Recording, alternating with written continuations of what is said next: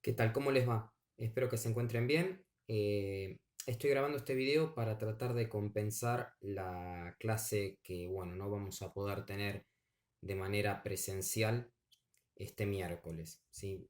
Si sigue todo tal cual me lo dijeron, tengo que hacer ese famoso coloquio que les comenté el miércoles pasado, así que no voy a poder asistir al instituto.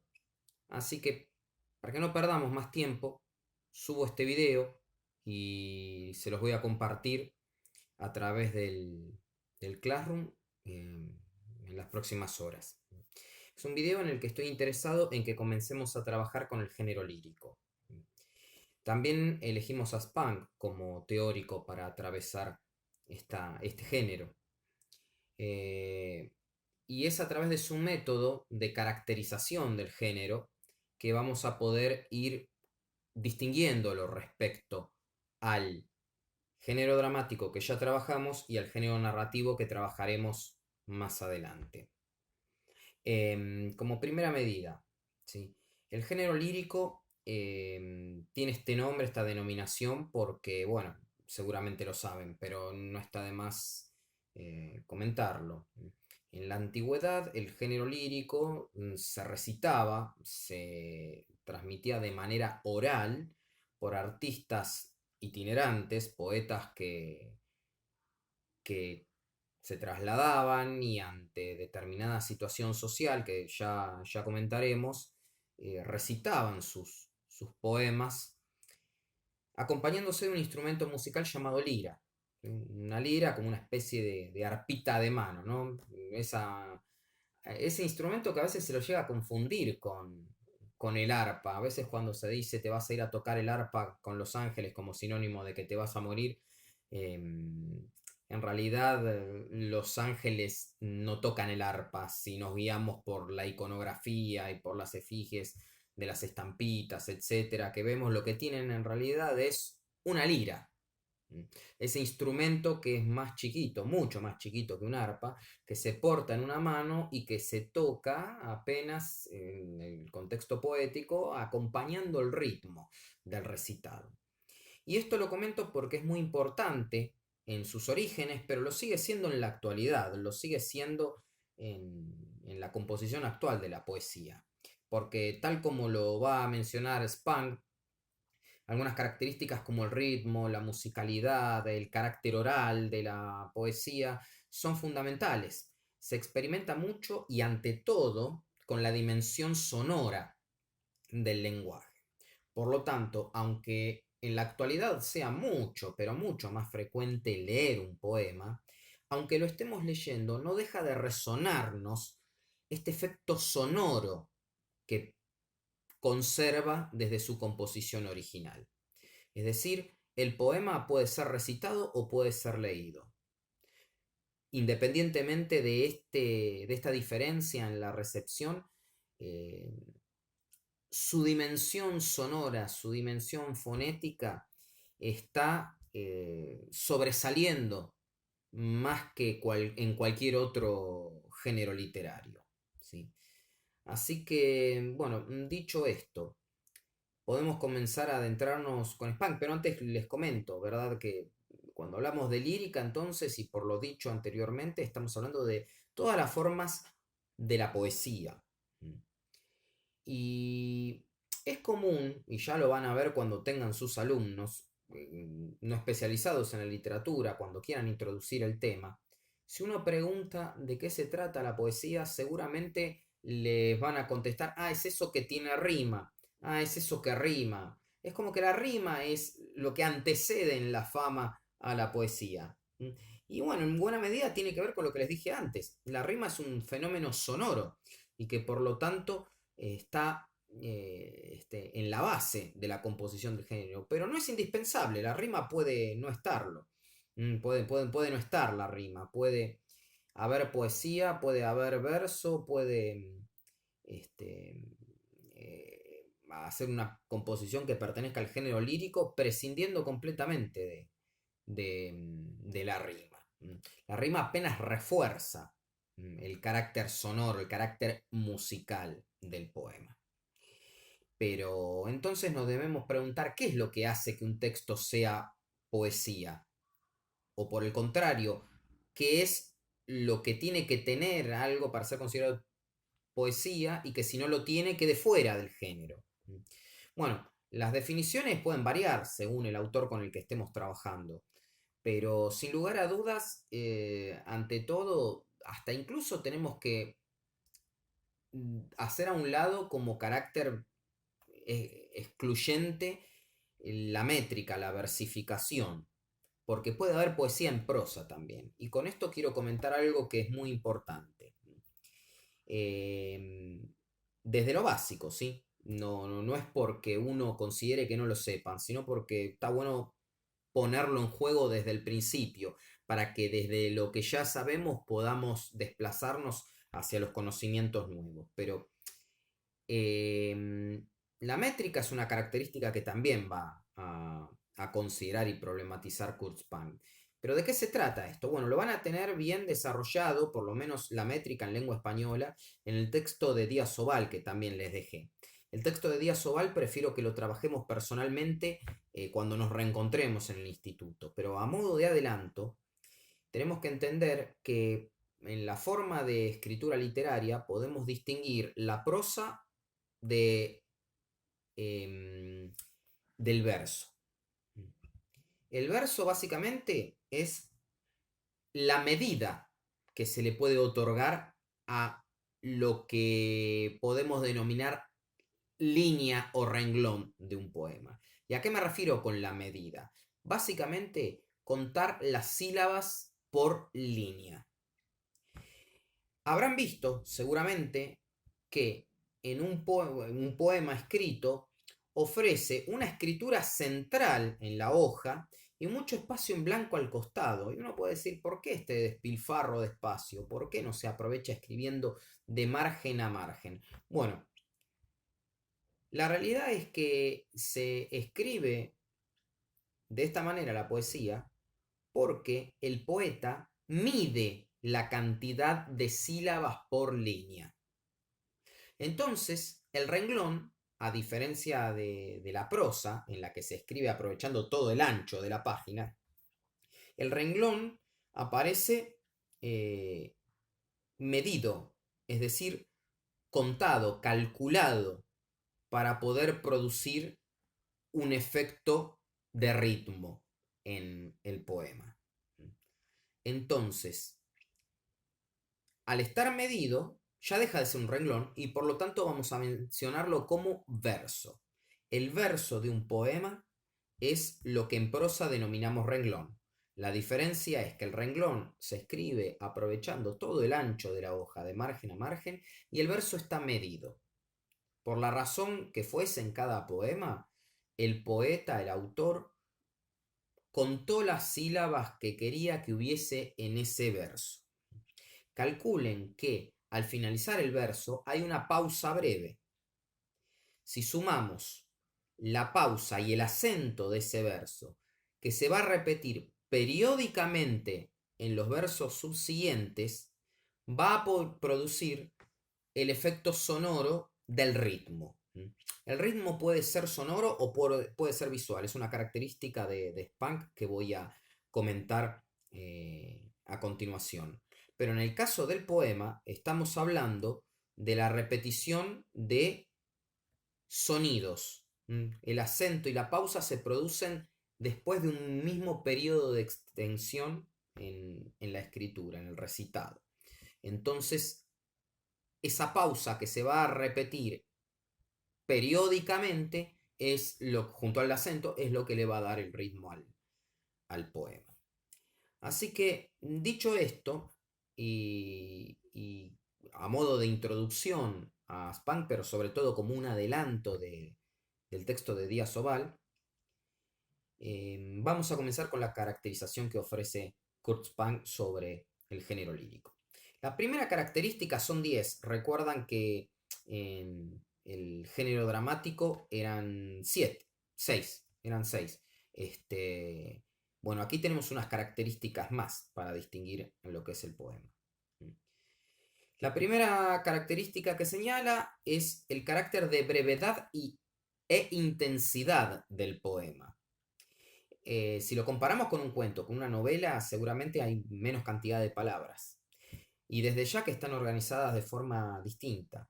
Cuando hablamos de brevedad, hablamos de que con menos palabras, con menos extensión textual, se alcanza una intensidad mayor, se condensa más en un poema. En un poema no podemos observar digresiones como pueden ocurrir en una novela o como en algún otro tipo de texto. Es breve y preciso e intenso, sobre todo el poema. ¿Y en qué sentido? Bueno, de que se trata de aprender a apropiar un contenido interno del yo lírico. Y de paso les comento lo que es el yo lírico. Así como en el cuento, en la novela, en la narrativa en general, tenemos un narrador, que es aquel que relata las acciones. En el poema tenemos un yo lírico, que no coincide o puede coincidir o no, pero preferimos no hacerlos coincidir en el análisis del autor del poema. El autor, el poeta, es el hombre de carne y hueso y el yo lírico es la voz que nos habla desde adentro del poema, que puede coincidir o no. No es un universal, no les puedo decir sí, siempre coincide o no, nunca coincide. Eso dependerá de cada poema.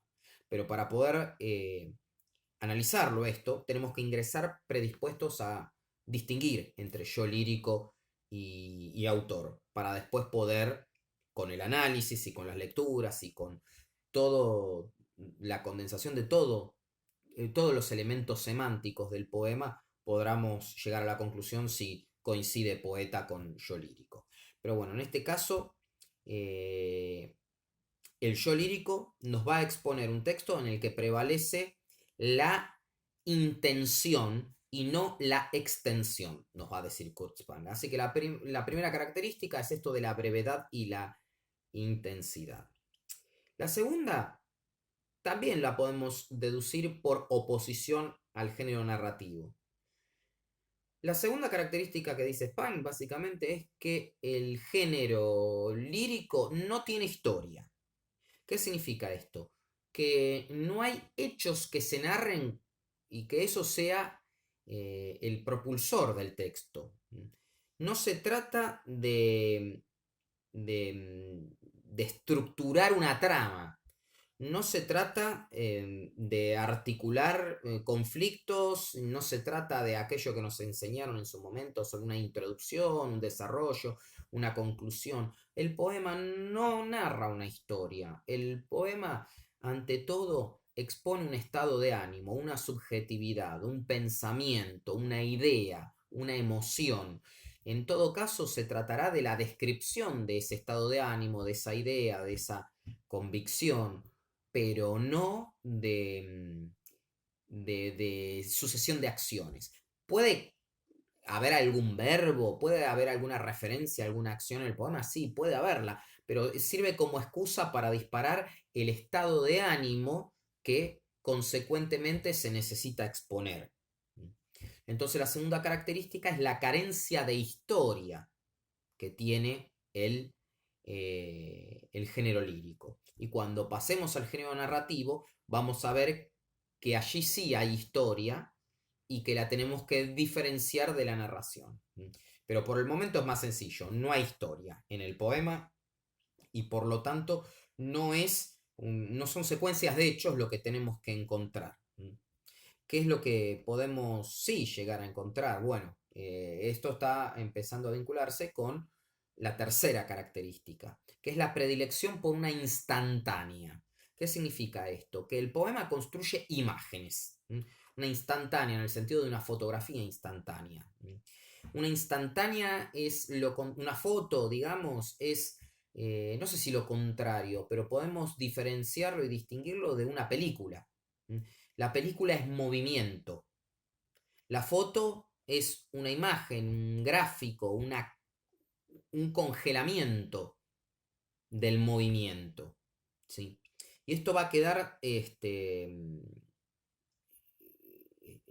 expresado en la predilección que tiene por ilustrar el poema.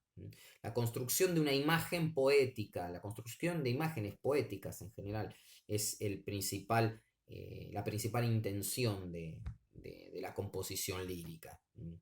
Y dije recién lo de profundizar en un solo tema, y eso es la cuarta característica que menciona Spanga. Así que vamos recapitulando. Tenemos por un lado la brevedad e intensidad, en segundo lugar tenemos la carencia de historia, en tercer lugar tenemos la predilección por la instantánea, y en cuarto lugar comenzamos a mencionar esto de profundizar un solo tema. No va a haber un gran despliegue temático en un poema, sino que básicamente se detalla una situación, un tema, una abstracción de la situación va a ser profundizada. La quinta característica del género lírico es la prevalencia, el sobresalir de la función poética del lenguaje. Y aquí nos tenemos que remitir un poco a aquello que nos habían enseñado en la secundaria, y yo creo que hasta en la primaria nos lo han enseñado. Aquel fenómeno del esquema de comunicación que desarrolló Roman Jakobson. El emisor envía un mensaje para el receptor. El mensaje tiene un referente y viaja a través de un canal y está compuesto en un código que comparten emisor y receptor. Fenómeno, eso es el esquemita, lo tenemos recontra memorizado. Ahora bien, nos enseñaron también que cuando uno de estos elementos, emisor, receptor, mensaje, canal, prevalece en la situación comunicativa, teníamos una función u otra del lenguaje. En el caso de la función poética del lenguaje se va a dar cuando lo que prevalece, cuando lo que más importa es el mensaje, pero no por su contenido, no por lo que refiere, porque en ese caso sería el referente, no por lo que contiene como mensaje, sino el mensaje por el mensaje mismo, por la forma en que está constituido, es decir, el valor estético que tiene agregado el mensaje. Y eso hace que no importe el tema del que esté hablando, ni a quién va dirigido, ni quién es el que lo está enunciando. Prevalece la función poética del lenguaje cuando lo más importante es la forma en cómo está construido, la forma en cómo está construida el mensaje. ¿Sí?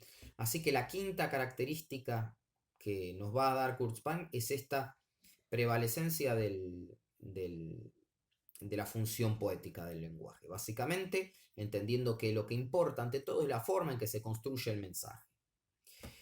La sexta característica tiene que ver con lo que comenzamos a mencionar ya, la cuestión de la versificación, y que la versificación no es indispensable. Es fundamental para el 90% de los poemas, pero no podemos negar de que hay poemas escritos en prosa. Baudelaire, por ejemplo, ha incursionado en esa experimentación, ¿sí? Pero bueno, cuando habla de que la versificación no es indispensable, nos está diciendo que se puede prescindir de la métrica. Es decir, puede haber verso libre también. Es decir, que no haya una forma medida del verso. Es decir, el renglón contado en sílabas puede estarlo como tampoco puede estarlo. Eso no es lo que termina signando la particularidad del género. El sexto es fundamental. Perdón, el séptimo. Este es el séptimo. El sexto era el de que la versificación no es indispensable. El séptimo es fundamental porque es la cuestión del ritmo. Y aquí me quiero detener y lo voy a profundizar y lo voy a desarrollar cuando lo veamos la próxima vez que nos encontremos presencialmente con el texto, para trabajar con el texto de Díaz Oval, la cuestión del ritmo. Y vamos a poder comprender cuando lo trabajemos que el ritmo no es un fenómeno solamente de la música. ¿Se dieron cuenta alguna vez cuando alguien se les sienta en el colectivo o en el tren que viene escuchando auriculares a todo volumen, música a todo volumen, y que uno no llega a escuchar la música, pero sí escucha un ruidito que se repite? Generalmente los géneros musicales que se escuchan a un volumen desmesurado son los que más fácil nos ofrecen distinguir su ritmo. La cumbia, por ejemplo. La otra vez se me sentó una chica al lado en el tren con los auriculares y yo venía escuchando.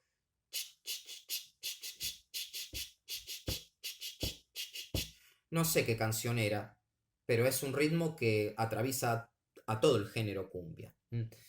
Entonces, ¿qué tiene que ver esto con la poesía? Bueno, tiene mucho que ver. Porque, ¿qué es el ritmo? El ritmo básicamente es la repetición periódica de elementos. Esos elementos pueden ser sonoros, visuales o de otra índole. Los cuadros tienen ritmo. Ya lo vamos a ver cuando la próxima clase, como les dije la otra vez. Voy a llevar algunas réplicas de cuadros para que analicemos y vamos a ver cómo en los cuadros también hay elementos que se repiten. Generalmente formas geométricas o cuerpos geométricos que se repiten y eso le da un ritmo visual a la obra. En la poesía sucede lo mismo, pero con el sonido. Así como con la música escuchamos el sonido que se repite después de determinado periodo, también lo vamos a encontrar en el poema, sobre todo en los poemas que tienen métrica, en los poemas que cuentan las sílabas por renglón y en todos los versos tienen la misma cantidad de sílabas. Entonces vamos a encontrar la pausa y el acento en el mismo, lugar en cada verso y por lo tanto se va a estar repitiendo un periodo de sonido detrás del otro. Entonces el poema va a adquirir un ritmo similar al de la música. Los versos, por ejemplo, para que se den una idea, así vamos también analizando los poemas que les pedí que leyeran. Van a encontrar, por ejemplo, en los poemas de Borges o en el poema Ajedrez 1 y Ajedrez 2 de Borges, que son dos poemas escritos en endecasílabos. ¿Qué significa esto? En versos de 11 sílabas. Todos los versos tienen 11 sílabas. Y todos los versos tienen la misma cantidad de sílabas y después de la misma cantidad de sílabas, la pausa. Entonces viene el periodo de sonido de 11 sílabas con el acento, pausa. Otro periodo similar, pausa. Otro periodo similar, pausa. Y eso le va dando el ritmo. Lo mismo con, por ejemplo, con el de el otro, sí, los dos de Borges, bueno, el de Santa Teresa, sí. Bueno, ni qué decirles con la Oda a la Flor del Nido de Garcilaso de la Vega. No tienen todos 11 sílabas, ¿sí? Como verán, el de Santa Teresa es octasílabo, de 8 sílabas por verso. Y el de Garcilaso tiene una estrofa muy característica de la época, que es la lira, que como habrán observado en el texto de Díaz Oval, es un tipo de estrofa en el que junta versos heptasílabos de 7 sílabas con endecasílabos de 11 sílabas, pero se van repitiendo después del mismo periodo. Entonces, que no importa si tiene 8, 11 o alterna entre 7 y 11 sílabas. Se repite con la misma periodicidad. Por lo tanto, ahí tenemos el ritmo del poema. Así que por estas cuestiones sostiene Spunk que el ritmo es el centro, motor y corazón de la lira, ¿sí? Aunque reconoce también que la prosa también tiene ritmo, y desde ya que sí, porque con la prosa uno puede producir el mismo efecto con la extensión de las oraciones. Las pausas están dadas por las comas o por los puntos, pausas más extensas por los puntos apartes, y por lo tanto también podemos encontrar en la prosa, pero más clarito está en el verso, más clarito está en el género lírico. La octava característica que señala Spunk es el carácter oral de la poesía. y está vinculado a la herencia histórica que tiene el género, por lo que les comentaba antes. Es un género fundamentalmente de percepción auditiva. Aunque lo estemos leyendo, lo estamos escuchando, porque los efectos estéticos se producen ante todo en la dimensión sonora del lenguaje. Insisto, por la herencia cultural que tiene el texto lírico. Así que por su naturaleza es más adecuada a la percepción sonora. Por eso es el día de hoy que incluso se siguen recitando poemas en teatros, etcétera, a pesar de que la industria editorial, primero que no le da mucha bolilla al género lírico, ¿no? Pero es aún así el principal canal difusor de los poemas, por lo menos de los poetas clásicos, ¿sí? Así que, bueno, el carácter oral es la octava característica de este poema y lo podemos ver eh, reflejado en esto que les decía antes, en todo lo que les comentaba del ritmo, etcétera, y también vinculado con la novena característica que mencioné, Pan, que es la musicalidad. Con la musicalidad, bueno, a todo lo dicho, a todo lo de la versificación, el ritmo, el carácter oral, a todo esto dicho, le tenemos que agregar la cuestión de la rima, que refuerza el juego sonoro que propone el poema. La rima es no aquello que se suele decir. La rima es la repetición de letras. No. Porque las letras representan sonidos ante todo. Entonces, cuando hablamos de rima en el poema, tenemos que entender que lo que se repiten son sonidos, no letras. Se repiten los sonidos y al final del verso. La rima puede ser de un verso para el otro, de versos intercalados, no importa. Pero la rima refuerza el fenómeno musical del poema, pero insisto, no es indispensable. Y tampoco es el único refuerzo que tiene. Podemos mencionar también, como bueno, lo he dicho varias veces ya, la pausa, el acento, la entonación, ¿sí? El color de las vocales, la fricción que pueden ofrecer determinadas consonantes, ¿sí? Eso produce efectos, juegos que producen efectos, juegos con el lenguaje que producen efectos poéticos, ¿sí? Bueno, hay un conjunto de figuras retóricas, es decir, figuras poéticas que se utilizan a través de los sonidos, ¿sí? Por ejemplo, la literación. La literación es un juego de repetición de sonidos dentro del mismo verso. Ahora me viene a la cabeza un escrito, creo que sí, de Cortázar, si no me equivoco, que era algo así. Sorbe su sopa sabrosa siempre, y el sonido de la S que se repite. Sorbe su sopa sabrosa, que es un sonido que está muy emparentado con el sonido de sorber la sopa, ¿sí? De sorber la sopa, ¿sí? El AS. Así que se producen este tipo de juegos también con el sonido de las consonantes, también las vocales. Borges en algún momento comentó sobre los nombres que elegía para sus personajes, tanto de cuentos como de poemas, ¿sí? Sobre todo los nombres de los compadritos que elegía, ¿sí?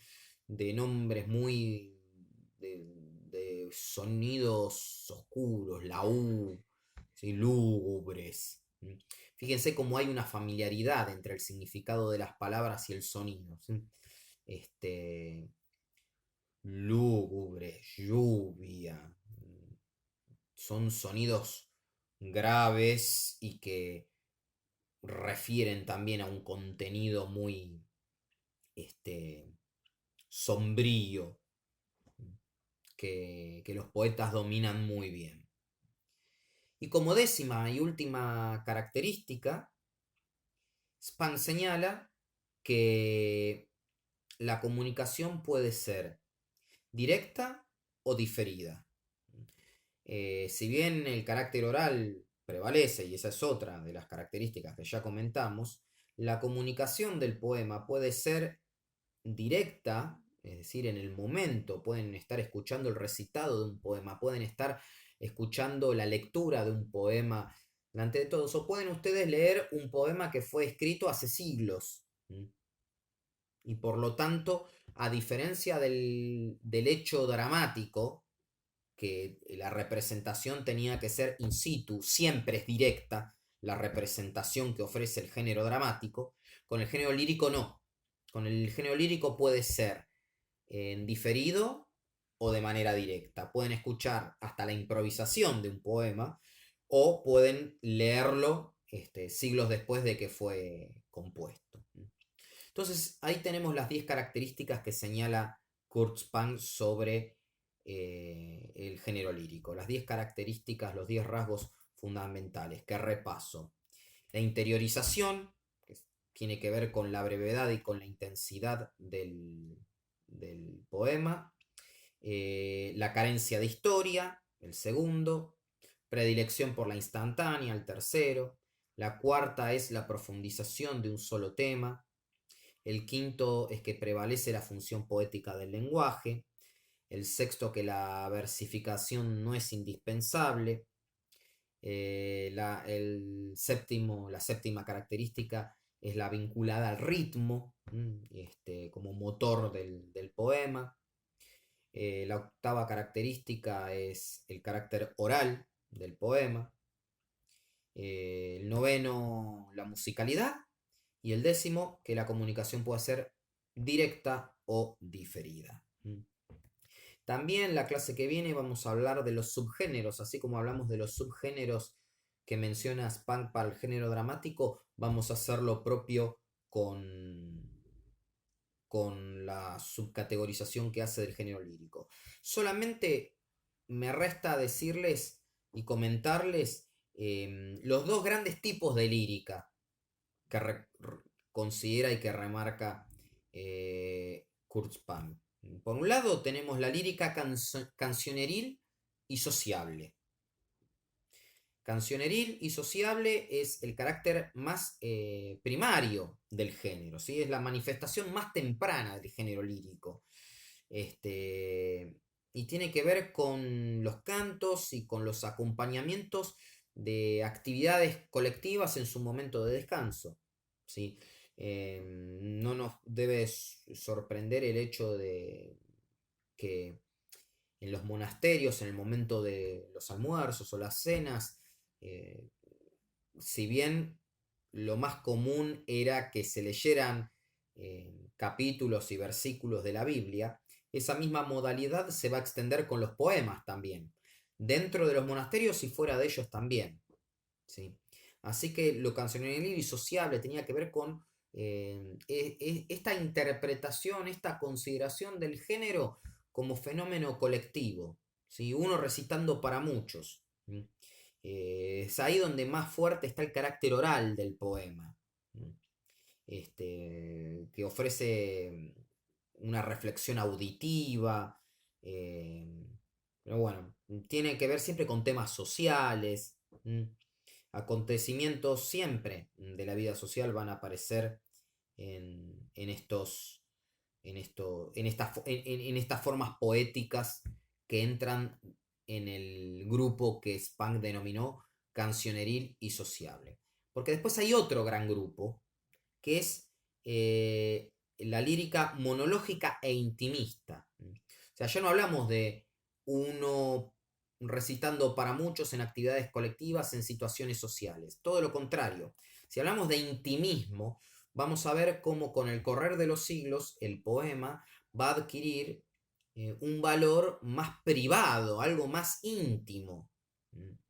Sobre todo, bueno, a ver, esto va a llevar tiempo, ¿no? No podemos decir con qué fecha comenzó a darse, pero sin lugar a dudas el gran salto se da con el romanticismo, donde se produce una especie de culto a la subjetividad y a lo que cada individuo puede sentir y expresar en el poema. Así tiene que cambiar toda una cosmovisión para que este fenómeno se dé. Va a haber una cosmovisión del mundo, de la vida más individualista para para ese tiempo. Y por lo tanto, el yo lírico va a adquirir valor en cuanto a la capacidad de subjetivarse, poder expresar lo individual, lo privado, lo propio, ¿sí? Por eso va a surgir con el idealismo también. Se consagra con el romanticismo, sin lugar a dudas, pero surge con las interpretaciones de la vida más idealistas.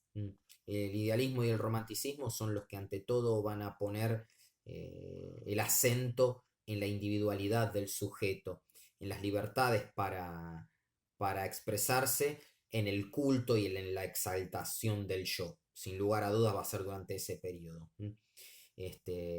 Así que vamos a ver que en este género, en este grupo monológico e intimista, va a haber una constante, van a estar todos los poemas que tengan una necesidad de autoafirmación, ¿sí? en el texto poético, ¿sí? Así que bueno, hemos en este video que, bueno, casi duró 40 minutos. En este video mencionado una introducción al género lírico, hemos mencionado las 10 características que considera Kurt Spang, hemos ejemplificado algunas de ellas con los poemas de Borges y de Santa Teresa, bueno, y también de Garcilaso un poco. Todo esto lo vamos a reponer, repasar cuando nos reencontremos. También lo de los dos tipos de lírica que considera Spang, el cancioneril y sociable y el monológico intimista. Y para la clase próxima, cuando nos encontremos presencialmente, a ver, hoy es, si no me equivoco, 7, nos vamos a reencontrar el miércoles 14, si no me equivoco. Para esa fecha, bueno, repasaremos esto que acabo de mencionar y ejemplificaremos lo que haga falta, así que voy a pedirles que tengan leídos los poemas y también tengan leído lo que falta explicar de Kurt Spang, esa subcategorización que hace del aforismo, la elegía, la égloga, etc. Y el texto de Díaz Oval, que es muy breve, pero es fundamental para entender qué es esto de la versificación, sobre todo en lengua española, qué es el ritmo, qué es el verso, qué es la estrofa, y cómo podemos comenzar a analizar la métrica de un poema. Así que bueno, espero que les sirva este video, les mando un abrazo muy grande y nos estamos reencontrando cuanto antes en el instituto. Éxitos.